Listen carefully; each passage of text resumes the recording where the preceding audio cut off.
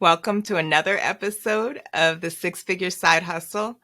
I am your host, Sabrina Brooks, and today I had the pleasure of interviewing a very close friend of mine, Ronald Jackson, on his really eight-figure networking strategies. But if you are starting off in your six-figure side hustle journey, you're going to learn a lot about how to get in the room, how to form lasting relationships, and really how you can build a business just based on relationships alone. Um, this was a really good interview. I learned a lot. I wanted to interview him because I've watched him along his journey go from,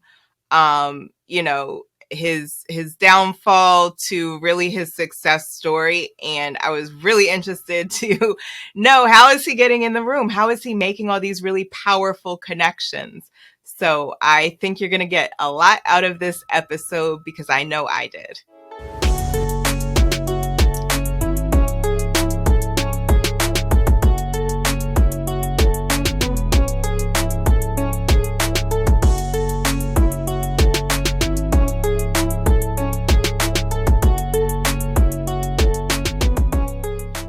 Hi, and welcome to another episode of the Six Figure Side Hustle.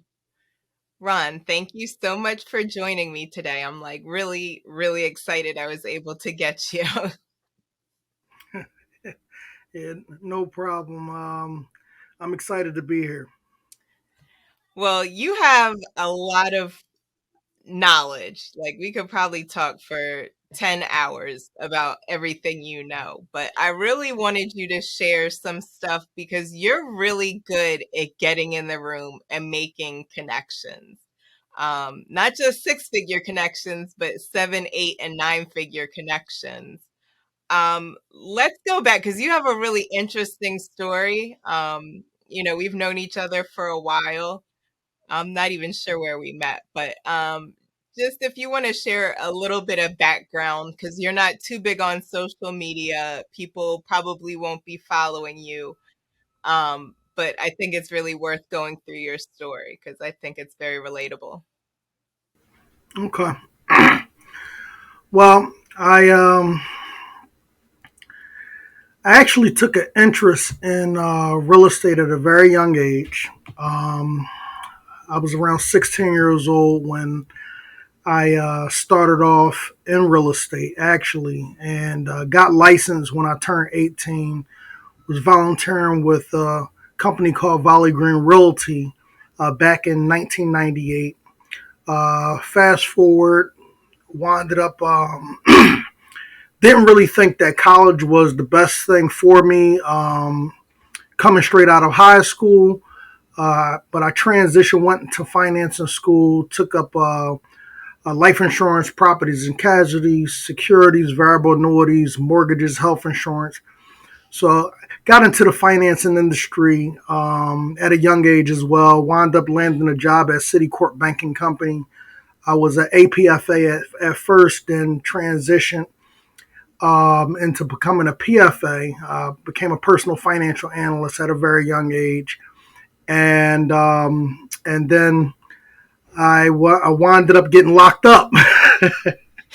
uh, so, so so that kind of took my career on a shift. Was that when I knew you? Was that the story?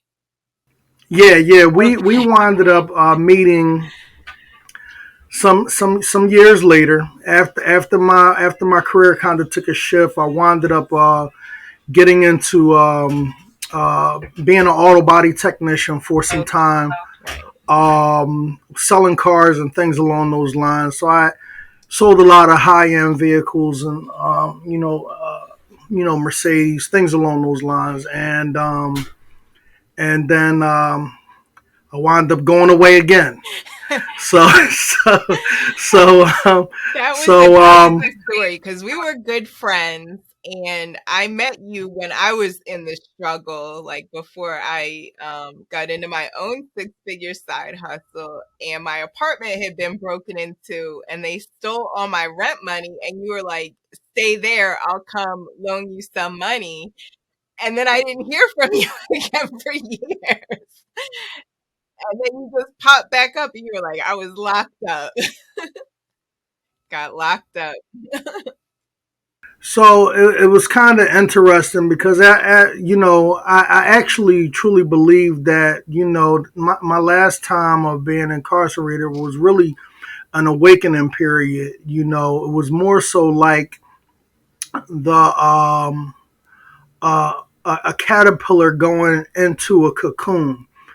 So it was a very painful experience going through that transition, but it actually gave me an opportunity to really find myself. I was sitting in the cell and I was talking with my bunkie at that time, and he had I was telling him some of the things that I was involved in, when I was actually on the streets, and he imposed a question. He said, uh, Ron, I really like hearing these stories, but you be talking like you be believing yourself.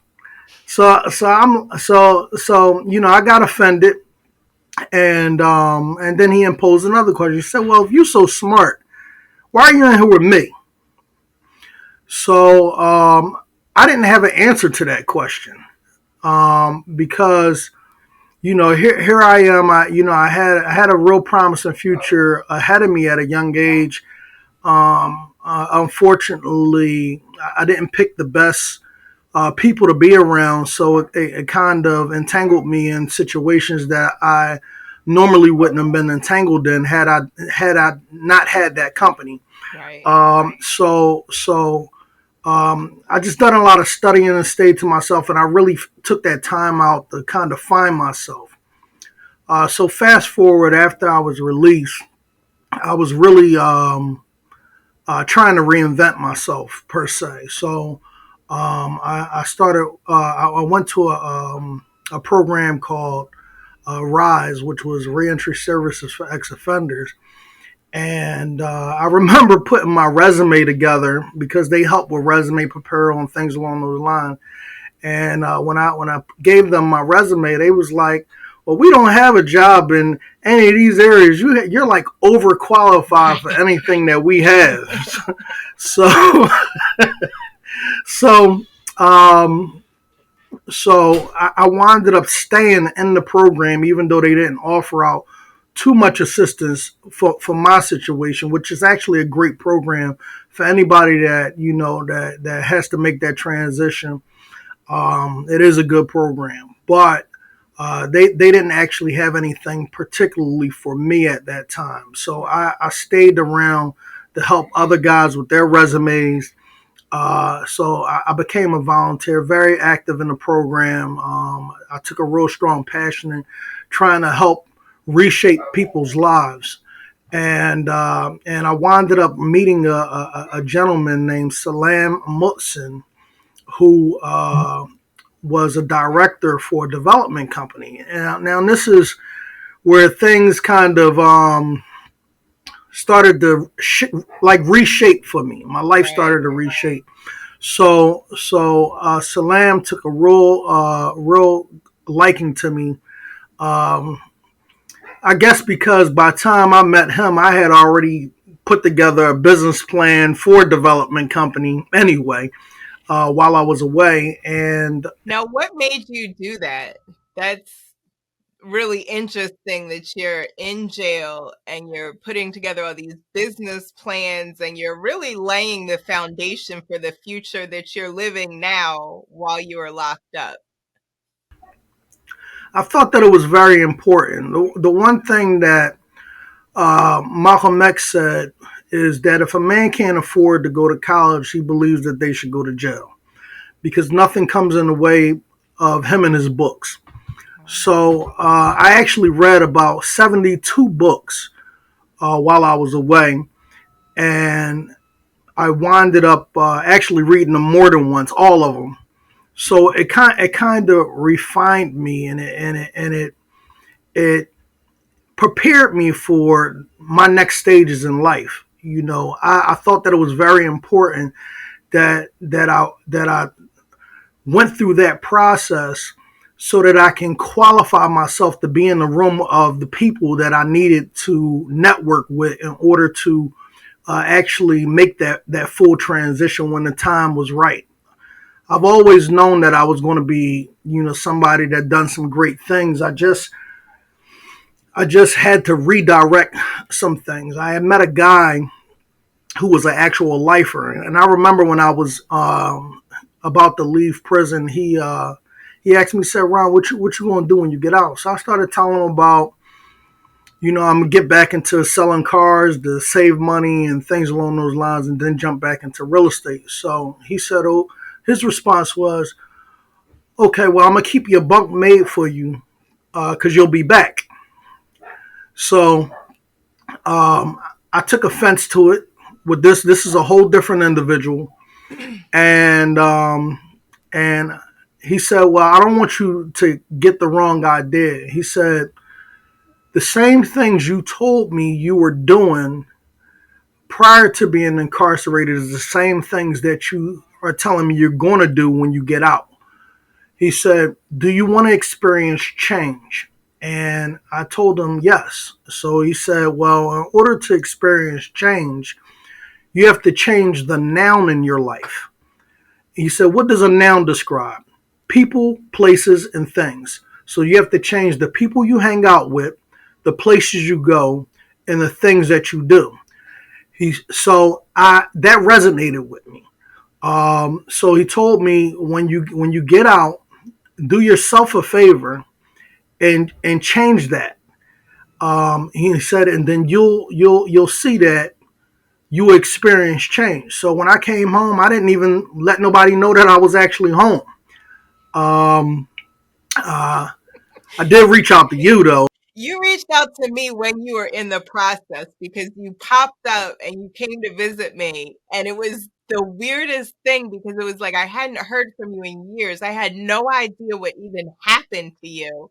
And then you're like, I got this deal going on and I'm doing this. And I'm like, wait, did you just say you were in jail for all this? You had so much going on and just so much more knowledge when you came out. And that's something I reflected on. I don't think it really struck me in the moment. It was like, this is really weird. But, in thinking about it and replaying some of these relationships I've had, it, that's you went to jail and you came out a better man and just really catapulted your life. You didn't even launch it, you catapulted it just very, very remarkably. Yeah.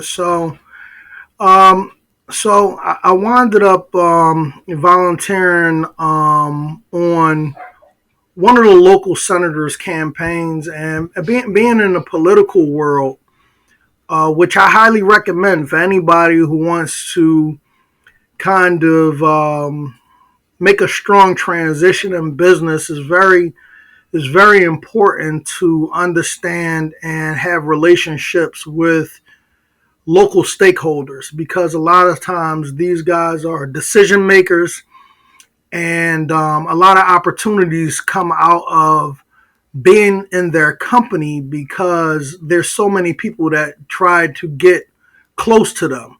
Right. So if you can build some relationships in those areas, it would be very, very impactful. I had read a book while I was away. It was called The Billionaire's Blueprint. It was by George Perez, and it was one of the best books that I've read on what I'm involved in, real estate development. And one of the statements that kind of stick out in that book that I live by today is that success is driven off of 95% of who you know and 5% of what you know. So you can go to college, you can get all of these degrees, you can, refine yourself. And not to say that those things aren't good to know, because I even today still take courses. I still, increase, that area of my business acumen. I'm always adding to my business acumen. So I think that education is a very, very important component to being successful. But But the power of relationships is really where success really lies, because having good, strong relationships will bring opportunities into your life that you would never envision yourself. From my personal perspective, I think Yeah. that is very important in network. That's why I definitely wanted to bring you on. If you're in the Rainmakers Alliance, you know that we strongly believe in mindset, skill set, and network. Those are the three base components of a six plus figure side hustle or career or anything. And I really feel like you're such a master of getting in the room and utilizing people and creating these strong relationships. So like I said, when I asked if you would do this interview, I'm very curious myself as far as how you're able to do this. You said when you first got out, you volunteered at Rise, and you also said you volunteered for a senator's campaign. What were the other things that you were doing to get into the rooms? Like those rooms of people you wanted to align yourself with, or how did you determine this is the path I need to take, or these are the people I really need to know? Well, interestingly, I didn't, even though I knew I wanted to get into real estate development, I wound up partnering with a young guy that had he had a painting business. He painted residential homes, things along those lines. So he had a few dollars at the time. So I told him, I have some pretty decent relationships. Let's kind of partner together, and let me bring some resources to the table. So long story short, I wound up helping his company become the very first black-owned union paint contracting company in the history of Pennsylvania. I got assigned with the painters union. I helped him get his MBE and DBE certifications through What the are those, Department of just for anyone who's Transportation. never heard of those acronyms? Okay, so the MBE is what you call a minority business enterprise, and the DBE is what you call a disadvantaged business enterprise certification. These certifications are very important for any business that's in contracting and or development that wants to eventually take on government contracts. It's very, very important because the government has allocated 20% of all government contracts for minorities, and it helps even better if you're a woman-owned business, because then you can apply for what you call a WBE, which is a women's business enterprise. And women-owned companies count as a double minority status quota. So for large companies like some of the big guys, Turner, Gilbane, things along those lines, if you're in the contracting space, um, a woman-owned contracting business, they really seek these companies out, because if you are a woman as well as a minority woman, they get double status credits for having you on a job or having your company on a job. So so so I knew these things, Right. and I got him these minority certifications. We had a partnership agreement, which I helped him line up some very, very significant contracts. Our first contract was in the Navy Yard. We worked for Turner Construction, which is one of the largest general contractors in the world. That was actually our first contract. And Did you already have these relationships? Because when you first partnered with him, you said, I have a lot of relationships. Did you have those relationships, or did you make them on the back end? well, I actually, when I got out, I went back to school for construction management. Okay. So while I was in school, While I was in school, my professor's name is Tony Bracali. At the time, he kind of thought that I was like like a show off, because I would show up, to class, and I was the one that was answering all the questions.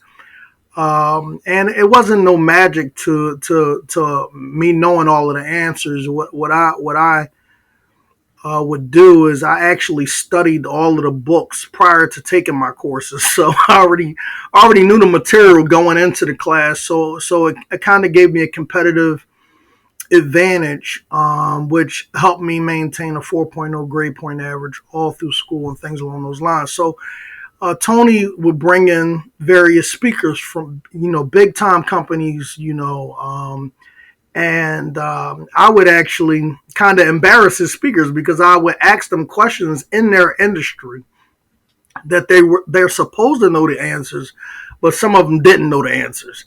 So my professor didn't like that. But later on down the line, I wound up reconnecting with all of the speakers.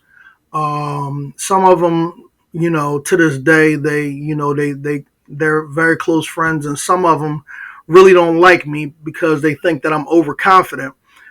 Which that's fine. You're not going to get along with everybody, but the most important thing is that even the ones that don't like me, they respect me.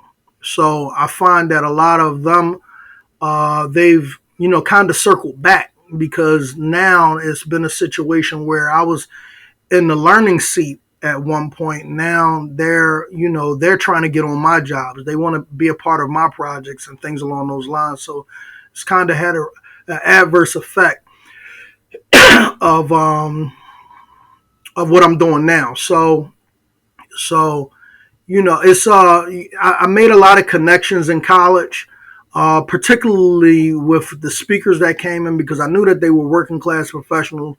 So I knew that being as though I wanted to be in these industries, that it was very important for me to connect with these people while I had them in my grasp. What does that look like? Like, because connecting with people is kind of vague, and you do such a good job at it. And I want to know, like, how exactly, like, what does that look like? Because it's deeper than just a business card exchange. I think that's surface level what a lot of us are doing, but you really form relationships with these higher level people. And I know a lot of us feel like we have imposter syndrome and we think, I can't talk to them.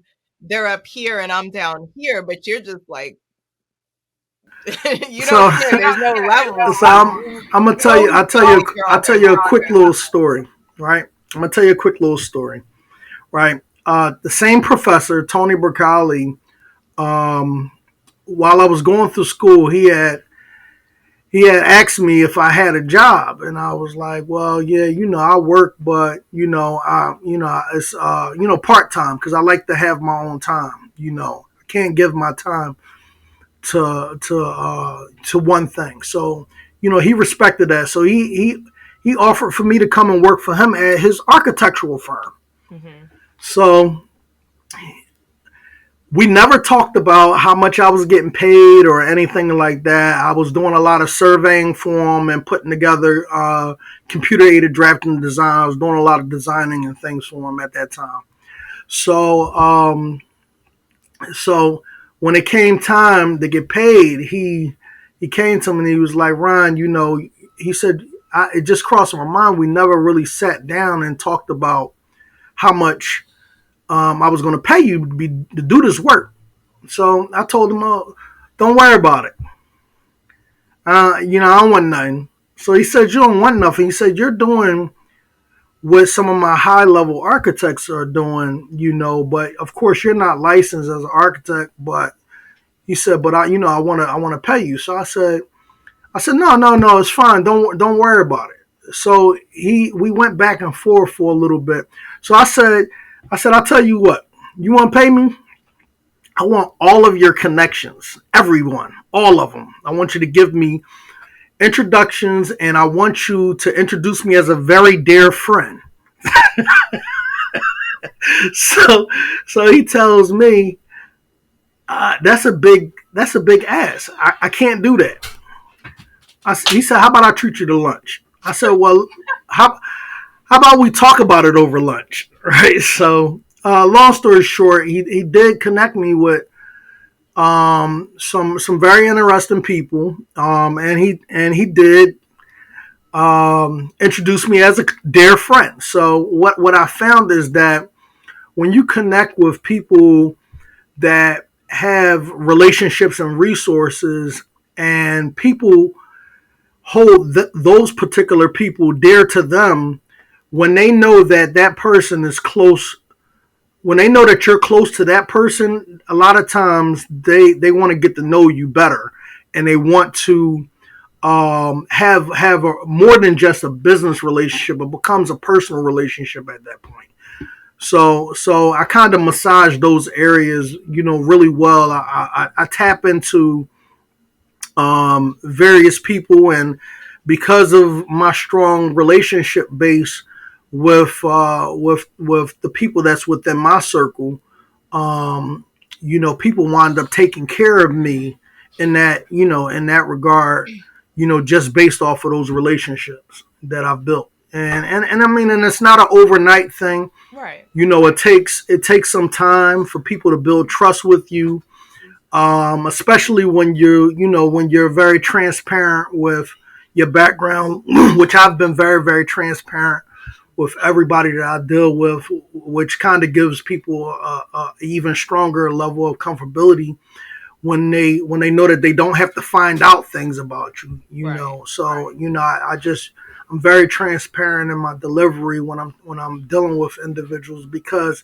I don't want anything to come up later on down the line where they look at me as a questionable individual. So, it's very important to maintain relationships and be transparent in the process.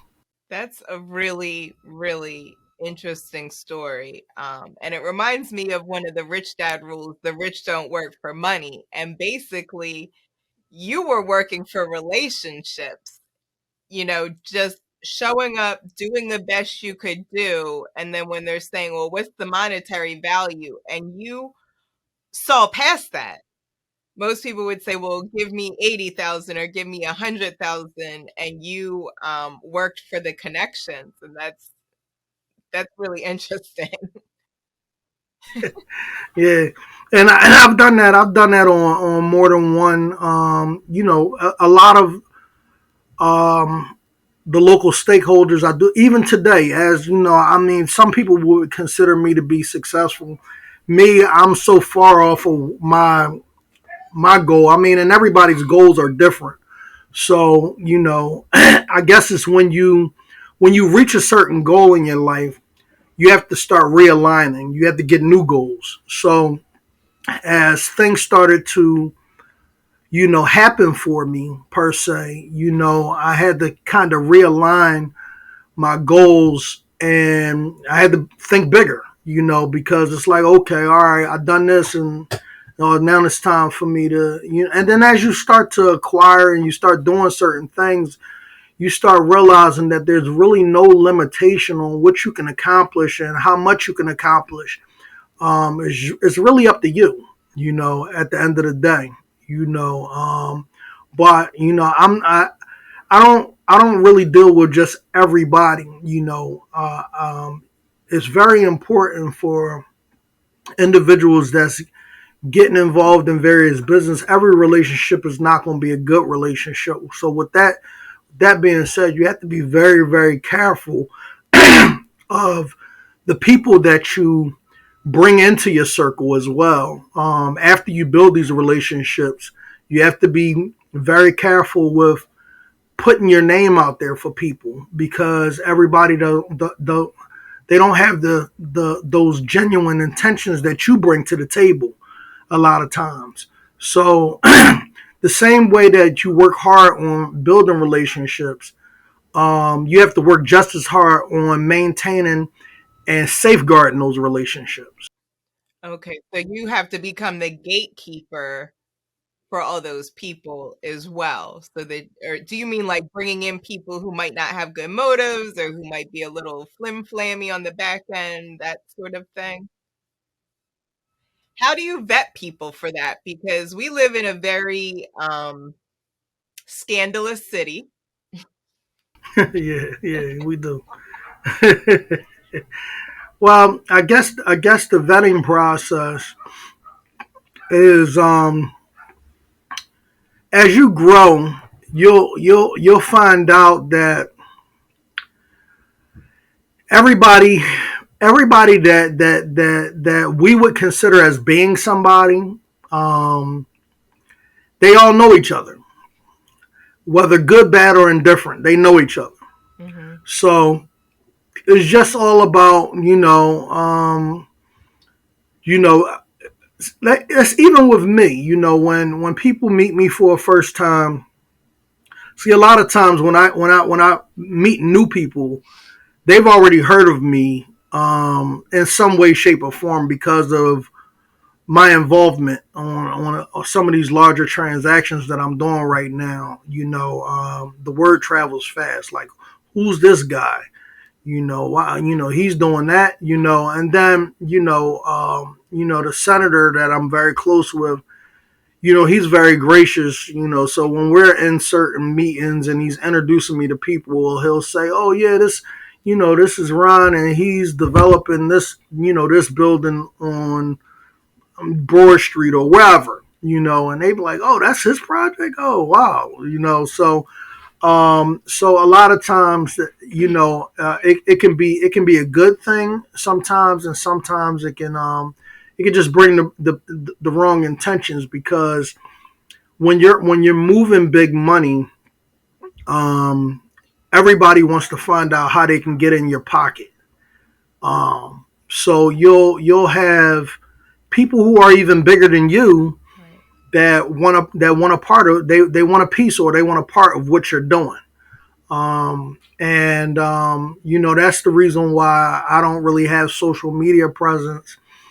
I've actually been invited to do an interview with top 100 people in real estate magazine and things along those lines. But I've turned them down because I believe in flying under the radar. I'm not where I want to be right now, but I'm on my way there. So it's very, very important that I fly under the radar until I get to my destination. And once I'm there, then it's nothing that nobody can do at that point. But even with all of the strong relationships that I have to really safeguard myself and safeguard my team as well. It's important.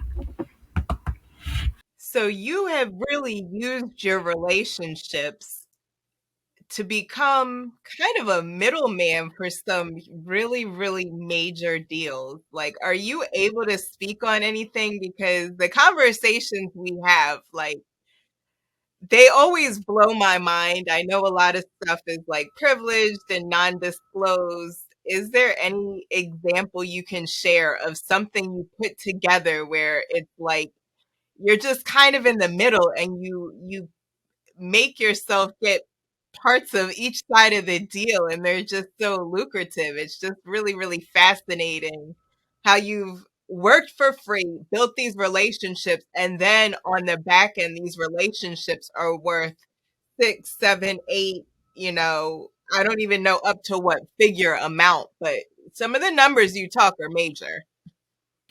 Yeah. So right now, and this is without disclosing location and or Mhm. project, but right now I'm working on. Well, I actually been working on this for the past 3.5 years,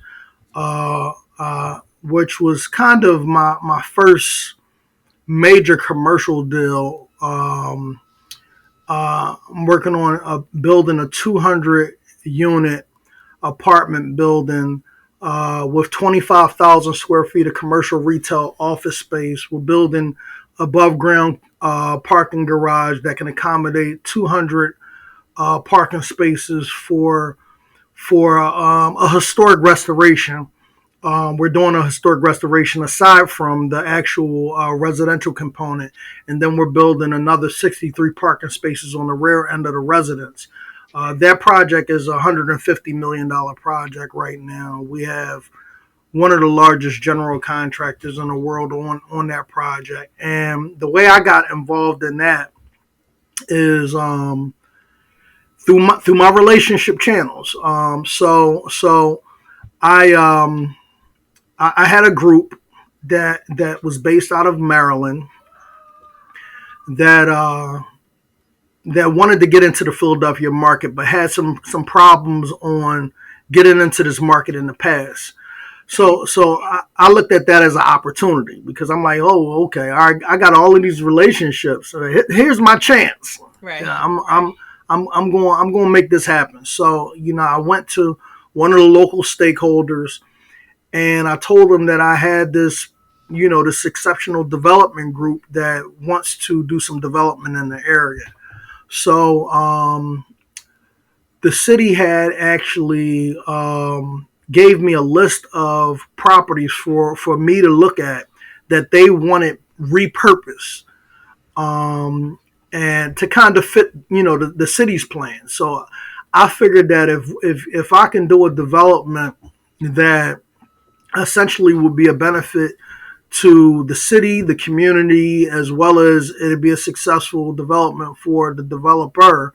That one, not only can I, make a few dollars, but I can learn a lot in the process. So we wind up, getting this project by way of political channels, and right now we're moving close to stages of mobilization. We just gained site control, so we bought up the entire block. We're going to redevelop the entire block. It's going to be a beautiful project, and on that transaction, I've negotiated for me to be an equity participant in that project for the next 20 years, as well as I'm getting a substantial lump sum up front. So I'm getting some nice money up front as well. So that's one of the deals that I've kind of middleman my way into kind of being involved, and it was kind of it was really a way for me to kind of break out all of the things that I was studying while I was away as well. With all of the books on real estate, books on architecture, books on just so many books that I read, and I became very very close with the owners of the company that's doing the development, and they actually told me to go back to school and learn different things like real estate financial modeling and some of those things because I need to have a real clear understanding on how these deals get underwritten and things along those lines. So I've done that. I actually have 13 certifications to date um, Wow. in real estate, modeling, real estate, equity waterfall modeling, back of the envelope real estate analysis, a lot of these, different things that's very, very important in the development world. So, it's just been a learning experience. So that's one transaction, and I'm currently working on with two separate companies. One company out of California that wants to come into PA, and then another company that's based out of Georgia that also wants to come to PA. The company in California is trying to bring 300 to 400 jobs to the area.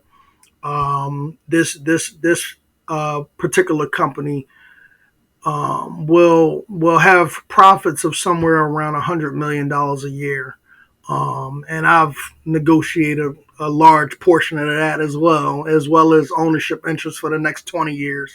So so so and then my biggest deal to date is the company out of Georgia that's bringing a total green campus that they want to bring to the city, which we plan on having the project situated in a very uh, well, actually the largest development site in the city. I've connected with these people as well because ironically, these guys were looking at this site and they were like, "Oh, well, do you know anybody that over at this particular development company?" And I'm like, "Yeah, sure, I do." So my close friend who owns hotels, his family is part of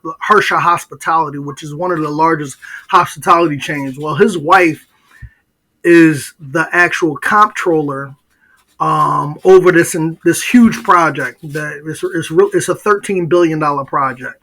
So I've managed to negotiate getting us in the door there to do possible developments at that particular site, which they're bringing 3 to 4 thousand jobs to the area. And I've negotiated my upfront fee as well as ownership participation is we're currently in negotiation on that because I don't want to kind of put a time frame on that one, so I'm trying to see if I can have participation for as long as the business is operating. So Right. I don't want the 20-year piece. I'm trying to go for the generational money Yeah, I mean, you said on something those very deals. So interesting the other day. You said if I can make all these deals go through, I'll be the richest man in Pennsylvania. yes, it's true. This large scale deal that I'm doing has has a has it has the opportunity of doing about $2.5 billion a year in profit. So it's an industry disruptor. It's a revolutionary technology, but I mean, and that's the reason why I really can't talk too much about it. Right. But it's I just wanted to give it's an everyone amazing, an and I idea of what these relationships are now like. You planted the seeds with the relationships and now the power that they are all having over these deals, because I've never seen you swing a hammer or get your hands dirty, but you're involved in some of the largest projects in Philadelphia and not limiting yourself to that. And I think that that's really fascinating that now you're doing deals with with companies who are founded in other states. They just want to have a presence, and now you're kind of like the gatekeeper for some of these deals. yeah, it's happening like that, you know. And I've pulled together about 15 consultants for this larger transaction. And what's come out of that is one of my partners that I brought in. He actually opened oil refineries all around the world for the Shell organization, and he's a real estate developer as well. And he's actually lined up 3 other sites in Chicago for us to take a look at. And we're also doing a facility in Connecticut and one in Georgia. So this is going to be a multi-state transaction that we're doing, and I'm right now. This it's we've just uh, put together. We're working on getting a patent landscape analysis done on the company to make sure that they have the ownership rights over the technology before we kind of take it to market. I have some very strong resources up in Wall Street that invested into this space, and then I have some relationships over at the Department of Energy because the Department of Energy has a tri-state agreement, particularly for this technology, So there's a great level of funding. So aside from me being a consultant, I'm also bringing other projects to the table, and I'm also bringing consultants that's very, very experienced in the space, and I'm also bringing financing to the table, which is very, very important because on a project like this, you're going to need the money. So there's multiple ways that I'm working this particular transaction aside from having ownership on the operational side of things. Being as though I'm a developer, I've approached the development group that actually owns the site now on me participating as a minority development company as well as a private equity company, and I have relationships with their number one funder who's actually dedicated $10 billion to the project. So what I'm working on now is trying to use my company as the minority equity component to have the financing company funnel equity money through my company directly into the project so that they can get minority credits on that project. Which is 100% legal, and companies do it all the time. Right. And it took some research and things along those lines for me to figure out, exactly how to put these things together. I'll be doing it with a crowdfunding platform that will allow me. Well, I'm gonna be doing multiple crowdfunds. It'll allow me to funnel $50 million per fund into the project, and being as though such as there's so much capital and there's so much minority participation that's needed for this particular project. It just everything aligns. It's just right place, right time, right relationships. It's just working out in my favor. Well, yeah, that's a lot. Definitely. So much information from that. Um, and just really how far relationships will take you, how much. Well, I mean, you do have the skill set. So you have a lot of knowledge base, which once you get into the room, it gives you credibility. And you have the mindset. But with those three things, the network really takes off and is allowing you to basically run around and put all these deals together. I don't want to say you're not doing any of the work, but it's not your products, it's not your services. You have a very small team. They're usually not your employees. It's just, you know, you kind of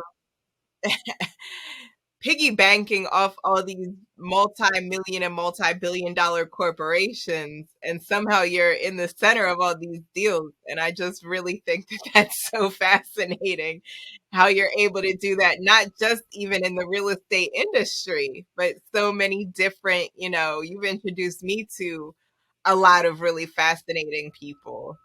um The thing is that you have to be diverse in your approach to business. And even though my passion lies in development and seeing things come together, you got to be a visionary. You got to be able to recognize an opportunity. But the most important thing to taking advantage of an opportunity is you got to be prepared for the opportunity when the opportunity presents itself. So it's been years of relationships. I've been building these relationships for years, and just aligning the right relationships for me to be able to do big deals. So it's a strategy that has to really be thought upon, for each individual, no matter what you're doing, big or small transaction. There it has to be a strategy behind the way that you do things and how you really align people. Um, and I mean, and I know that every person is not going to be able to do the deals to the scale that I'm doing them, but I'm not saying that it's impossible for people to do it either. So, my suggestion for individuals that's just trying to build strong relationships is to tie into the people who are doing the things that you're trying to do, and and be very receptive. You got to really open your mind up to learn. Even if you know some things, or you believe that you know some things, there's always more to learn. So you got to be very, very open to putting your student cap on, and just really and really just falling back, and just and take the time out to understand processes and procedures, because a lot of the things that I'm doing is new to me.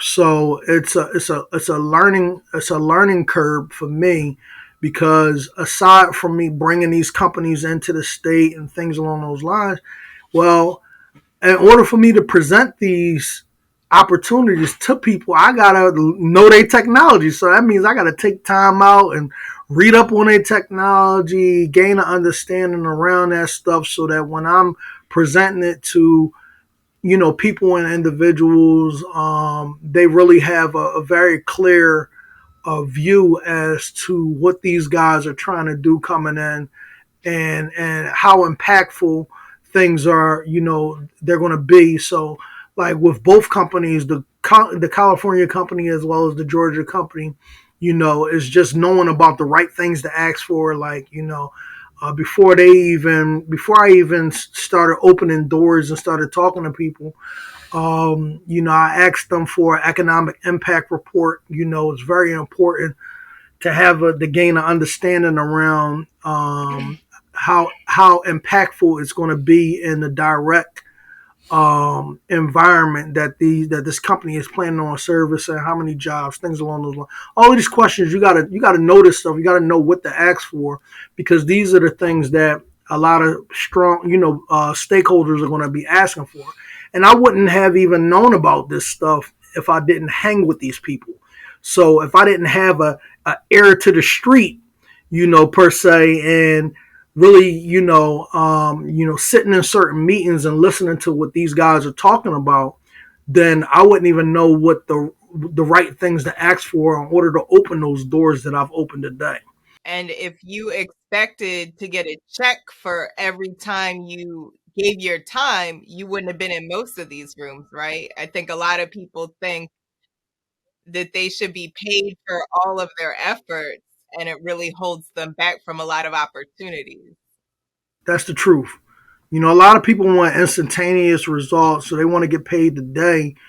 But you know, I'm doing business for the long game. I'm not worrying about getting paid today.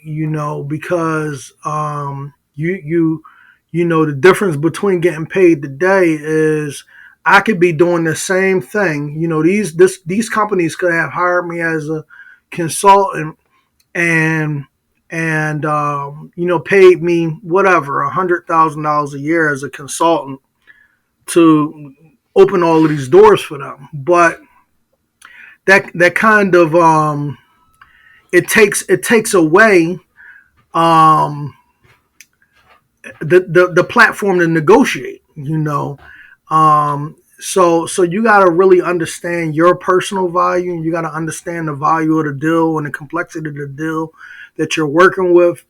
You have to really, really look into what does consultants get for doing this type of work, what you're doing. You have to really dive deep into compensations, or if I was an attorney, or if I was this particular person, and if I was this company, how much would this company charge a company for doing the same work that you're doing, which is essentially you're just a middleman, and you're just connecting people. That's what, at the end of the day, that's really what it's about. You saying, oh well, I got a good relationship with you. You know me to be a good business person for the past 6-7 years.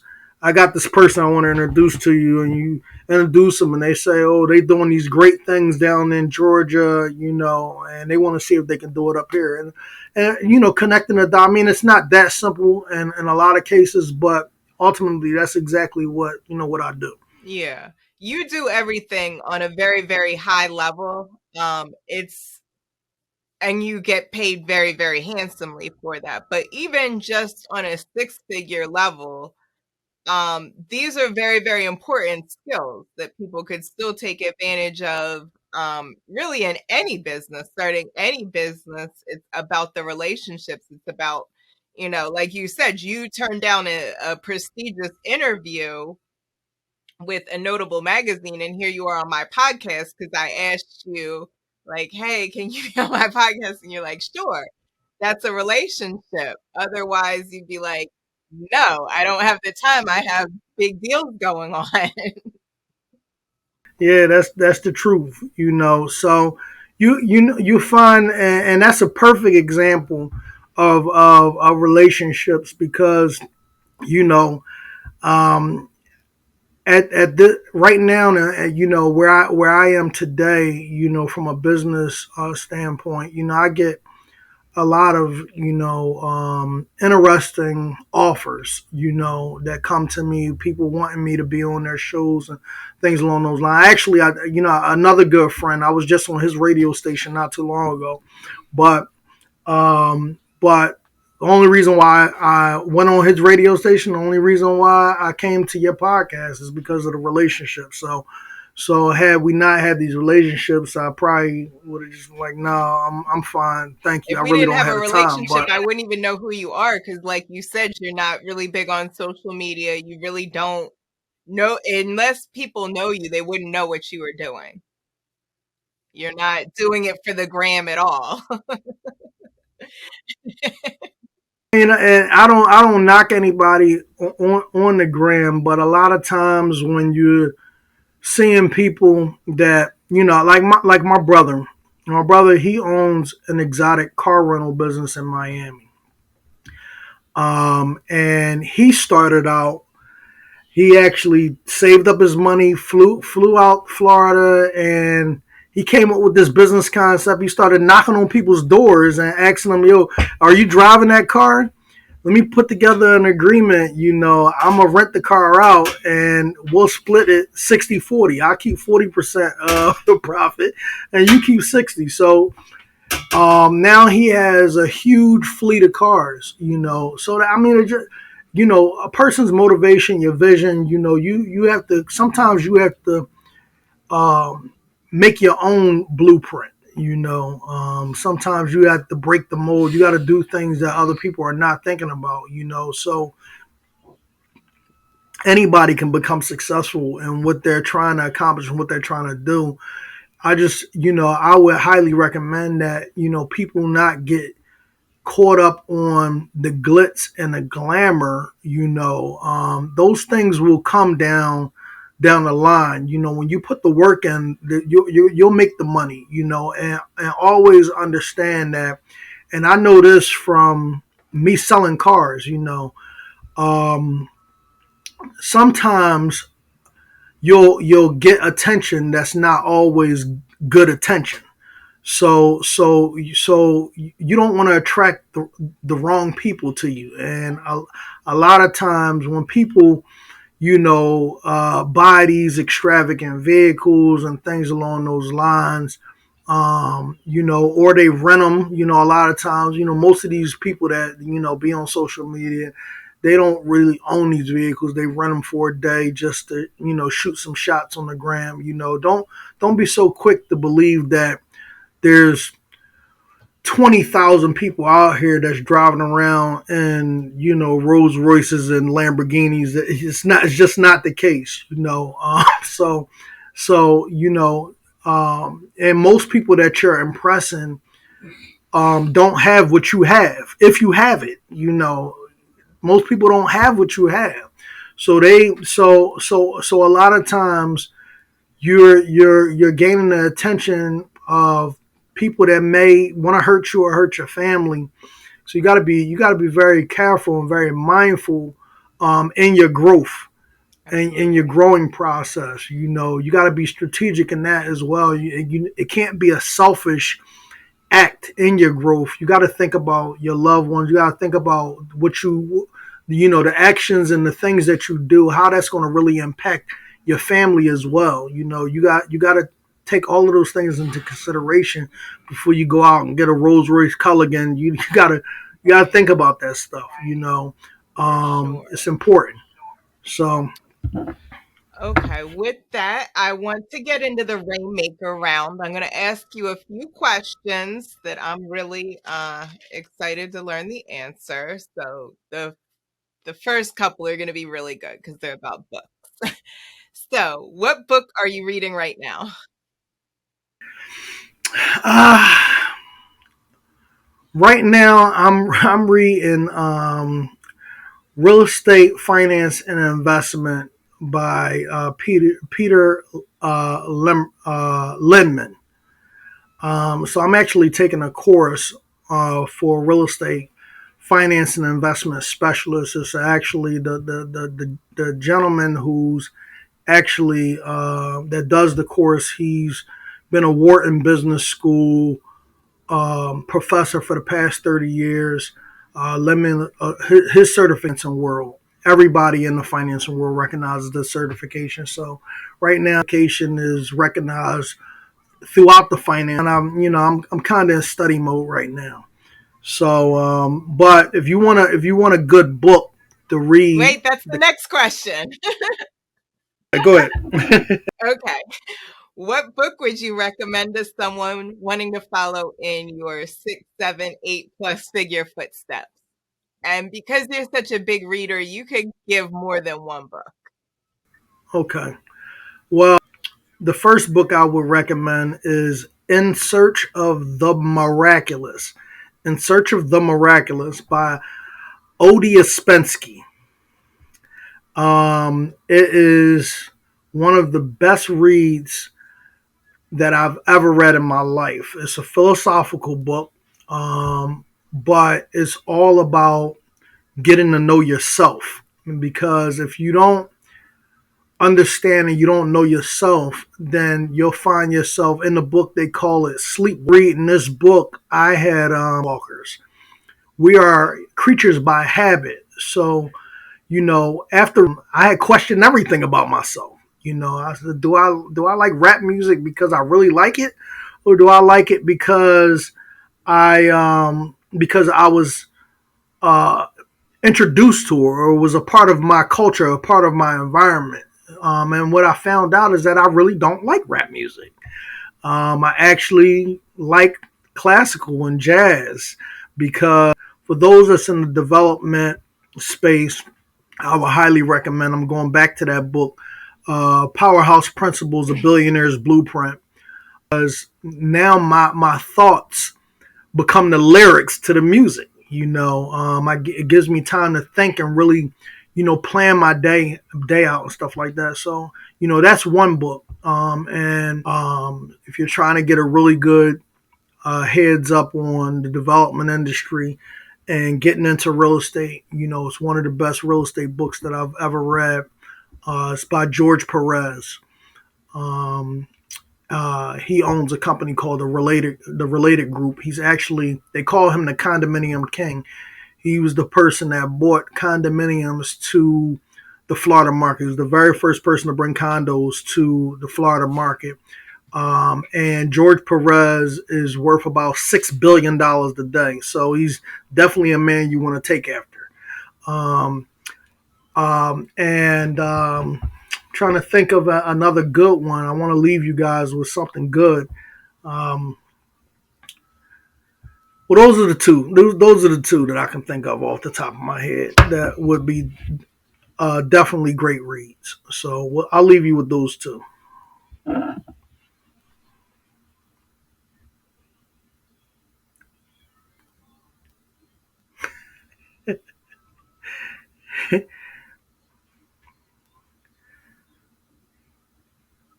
Sabrina, you ready for the next question? Okay,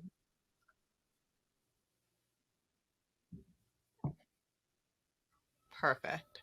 What's your favorite quote? My favorite quote: most successful people Yep. do what unsuccessful people aren't willing to do. That's my favorite quote.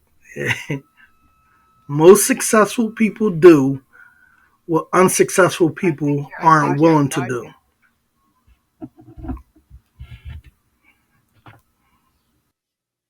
Say it again. I think the audio might have glitched a little bit on my end. Most successful people do what unsuccessful people aren't willing to do.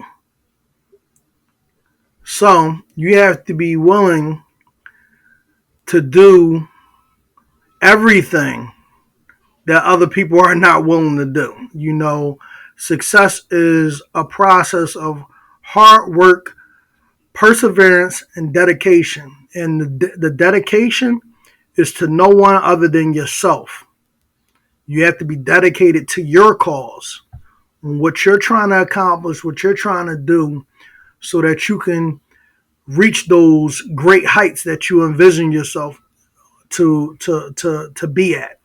And you have to understand this, that there's going to be a lot of people that do not believe in you. They're not going to believe in what you're trying to accomplish, but that's their own insecurities.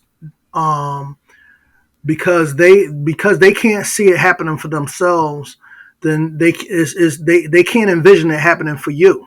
It becomes impossible. It's outside of their view. So when you're dreaming and you're envisioning yourself at a certain place in life, um, you have to be your number one fan. You have to be your number one fan, because nobody's going to believe in you more than you're going to believe in yourself. Believe me, I know. I've gotten a lot of criticism over the years, and it's just important to never stop trying. And if you fall, you keep getting back up. That's what a true champion does. It's not about how many times you got knocked down. Is how many times you get up. The fight ain't over until you get knocked out. So, hopefully for those that's listening, that for you is that, is whenever God calls you back is when it's really over. Don't put time frames on your goals either. People try to put time frames on goals, but those when you put time frames on goals, it kind of, when you don't reach it, you look at it as being a disappointment. But no, it's not a disappointment. It's an actual learning lesson. There was a lesson to be learned in that process of the reason why you didn't accomplish what you wanted to accomplish at the time frame that you set it out for. So never put an actual expiration date on a goal. You don't say, "Oh, by the time I hit the age of this, I want to be, I want to be this place in life." No, you say, "I want to do this, and if it takes me the rest of my life doing it, I'm just going to do it." You know, um, Wow. so Good answer. And this is going to be interesting. What's the hardest lesson that you're grateful that you had to learn? um, the hardest lesson that I had to learn was I had to learn how much my time was worth. I had to really um, understand that there is a price on my time. Um, People will waste your time. They will waste your life. The one thing we all have in common, we're all running out of time to live.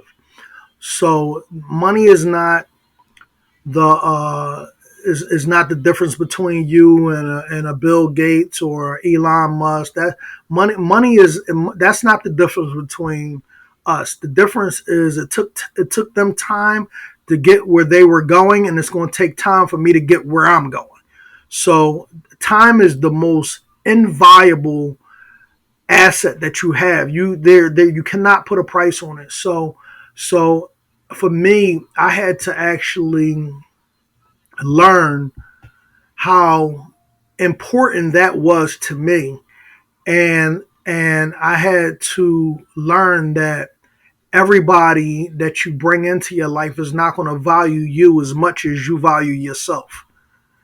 And if you don't believe that you have a self worth, then 9 times out of 10 people are not going to value you. But when you start to put value on your life, then you will see how much more valuable you are to other people. People want to be a part of your world. So live every day like this is my story. This is my story, and I'm the author. So I'm going to live this the way I want to live it. And anybody that comes into your life is just a character in the book. That's it. Either you can either they're gonna make it into the next chapter with you, or you're gonna write them out of the book. You know, so, so That's deep. That's real deep. So there may not be an answer to this, but I always give guests the chance um, to give, how can the audience get more info or get in contact with you? But I don't know if that's even a possibility. I know you don't really have like an ebook or a coaching program or a course.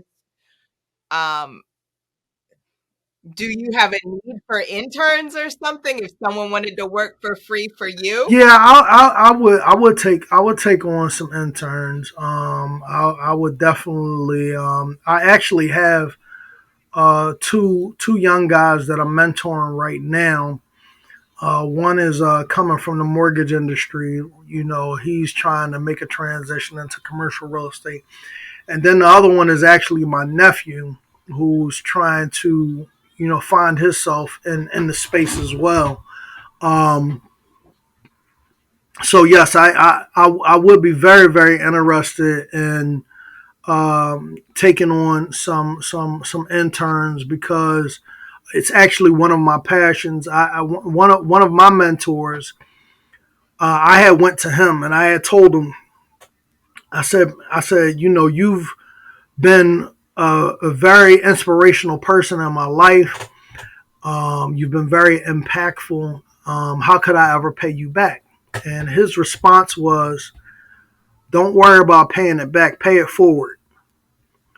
What I done for you, all I ask is that you do it for somebody else.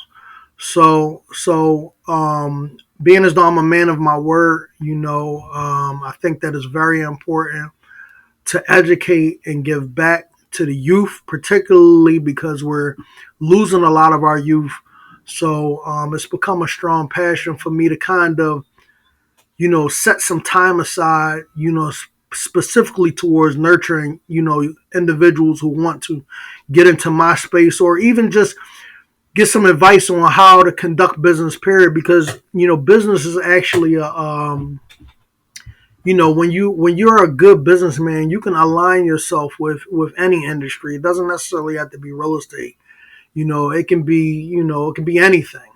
So just learning about the concepts of how to conduct yourself as a business person is very very important, and how to how to negotiate, the rules of negotiation and things along those lines, man. That stuff is important and to take people far. So um, if anybody wants to get in contact with me, I don't know if you can kind of put my contact information in. I'll Yeah. put Absolutely. I'll put your email address in the show notes. So if you want this internship, you better come correct. Send your resume, send, why you want to get into this space, what you hope to gain. Don't just be a taker and say, I want to learn from you. Show up and be prepared to work. This is give and take. So when you're getting knowledge, you have to give something. So you have to give your time and be willing to learn. So if you're not going to be coachable, if you're not ready to put in the work, please don't waste his time. That's my gatekeeper message. um, with that, I hope you guys got I hope you took notes because that was like $1 billion worth of game, not $1 million, not six figures. This is really how you can take your relationships and position yourself in a six, seven, eight plus figure position without having to lift a hammer. So if you're in the Rainmakers Alliance, you're going to want to hear these three questions that I ask all my guests.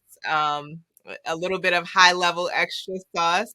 If not, you need to join the Rainmakers Alliance. What are you waiting for? So thank you so much for your No time, problem. Ron. Anytime.